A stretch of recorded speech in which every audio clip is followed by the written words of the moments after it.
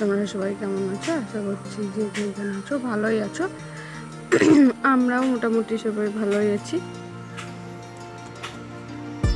আর ভালো আছি বা বলছি কেন, আজকে চলে যাব হচ্ছে হসপিটালে যাব আজকে একটু। সেই জন্য দেখো সকাল সকাল উঠে সব কাজকর্ম করে নিয়েছি।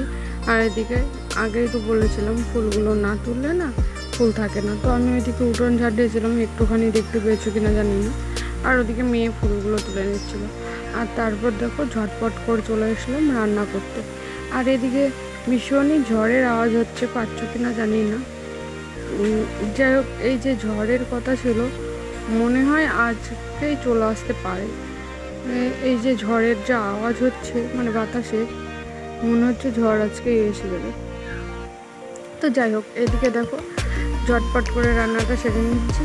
আর এদিকে কুমড়োর পাতা আর কুমড়োর ফুলের বড়া ভেজে নিলাম। আর এদিকে দেখো সোয়াবিনের তরকারি করব। আর সোয়াবিনের মধ্যে ডিমের মানে বড়া তুলে, মানে ওই যে অমলেট বলে, ডিম ভেজে ওর ভিতরে দিয়ে দিয়েছিলাম সোয়াবিনের মধ্যে। নিরামিষ তো সেই জন্য সোয়াবিনের মধ্যে ওর বাবা আবার খেতে চায় না শুধু সোয়াবিনের তরকারি, সেজন্য ওর বাবার জন্য ডিম দেওয়া হয়েছিল। তো সবাই একটু করে খেয়ে নেব। আর এদিকে দেখো কথা বলতে বলতে চলে এসেছি হসপিটালে।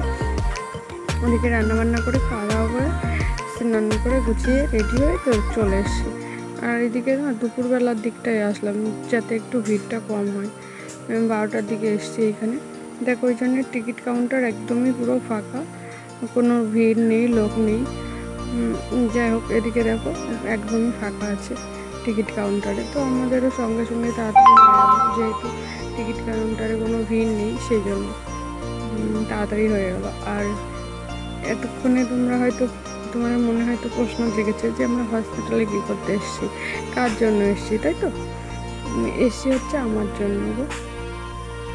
আর বলো না, কানে এইখানটায় তোমরা দেখতে পাচ্ছ কিনা জানি না, ওই দেখো আমার কানটার মধ্যে না সাদা তুলো দেওয়া আছে, দেখতে পাচ্ছ কিনা জানি না। যাই হোক, এই দেখো তোমার কানে না আমার পর্দাটা ফেটে গেছে, শুনতে পাচ্ছি না, সেই জন্য না আমি হসপিটালে এসেছিলাম ডাক্তার দেখাতে। এর আগে পার্সোনালভাবে দেখিয়েছি, সেইখানটায় অপারেশন করার কথা বলেছিল কানে।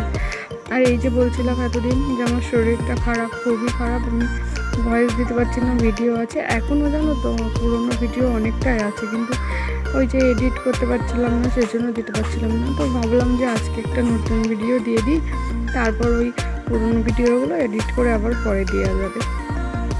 তো যাই হোক, দেখো ওই কানের জন্য কানের পর্দাটা ফেটে গেছে, সেই জন্য পার্সোনাল ডাক্তার তো অপারেশন করতে বলেছিল, সেই জন্য এখানে চলে এসেছি হসপিটালে। আর হসপিটালে ওইখানে ডাক্তারও দেখানো হয়ে গেছে।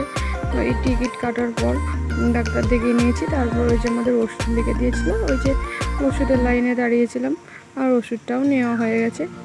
আর এবার চলে যাচ্ছি আমরা বাড়িতে।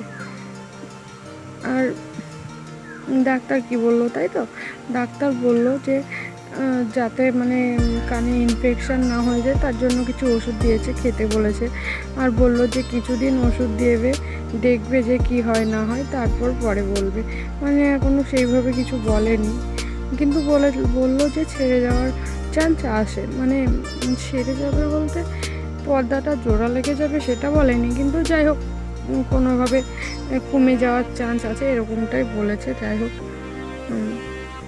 দেখা যাক এখন কি হয়, আমার কপাল যেটাই হবে। যাই হোক, আর এদিকে দেখো আমাদের আর তার মধ্যে বলবে যে মেয়েকে কেন নিয়ে এসেছিলাম, এটাই তো হসপিটালে মেয়েরও নিয়ে এসেছিলাম কানের জন্য গো। ওরও না কানটার ভেতরে সবসময় চুলকায়, আর হাতের সামনে যেটাই পাই সেটা দিয়েই চুলকায়। আমার ভীষণই ভয় হয় গো যে কানে কখন খোঁচা না লেগে যায়।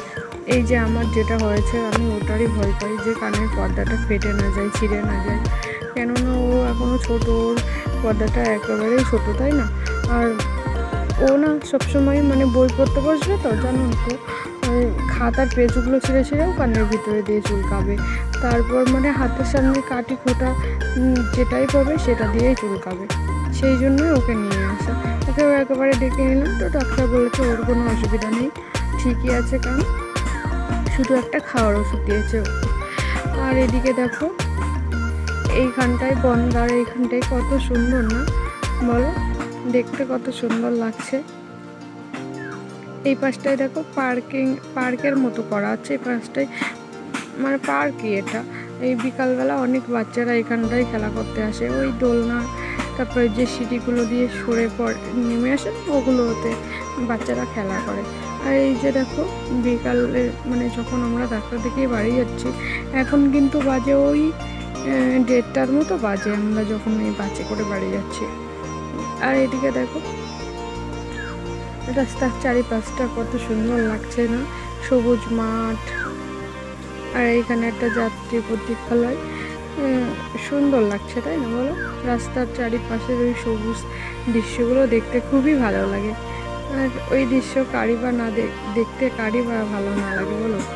আর এদিকে দেখো আমরা নেমে পড়েছি আর এখন হেঁটে হেঁটে চলে যাচ্ছি। এটা আমাদের গ্রামের রাস্তা, মানে বাস থেকে নেমেও আমাদের গ্রামের মধ্যে দিয়ে অনেকটাই হেঁটে যেতে হয়। তো আমরা এখন হেঁটে যাচ্ছি আর সবাই মিলে হেঁটে চলে যাচ্ছি। তো বর আমাদের সঙ্গে গেছিলো, আর মেয়েকে তো বললাম, মেয়েকেও একটু কান্দাকাতে নিয়ে গেছিলাম। যাই হোক আমরা এখন বাড়ির প্রায় কাছে চলে এসেছি, আর অল্প একটু পথ বাকি আছে।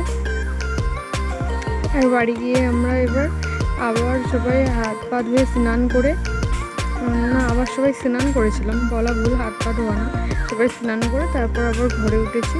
উঠে সবাই খাওয়া দাওয়া করে নিলাম। আর এর মধ্যে দেখো বিকাল হয়ে গেছে, আর দেখো বিকালবেলায় একটু বাতাসও ছেড়েছিল আর বৃষ্টি পড়ছিল। বাতাস খুব একটা যে হচ্ছিল সেটাও না, ঝড় ওঠার মতন না, কিন্তু বৃষ্টি হচ্ছিল দেখো।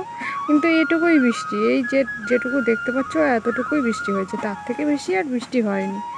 আর এদিকে দেখো রাত হয়ে গেছে, আর মেয়ে পড়তে বসেছে আর আমি পাশে কাজ করছিলাম। যাই হোক বন্ধুরা, আমার ভিডিওটা আজকে এইখানেই শেষ করছি। ভালো লাগলে পাশে থেকো, দেখা হবে নেক্সট একটা ভিডিওতে। সেই পর্যন্ত সবাই ভালো থেকো, সুস্থ থেকো, টাটা।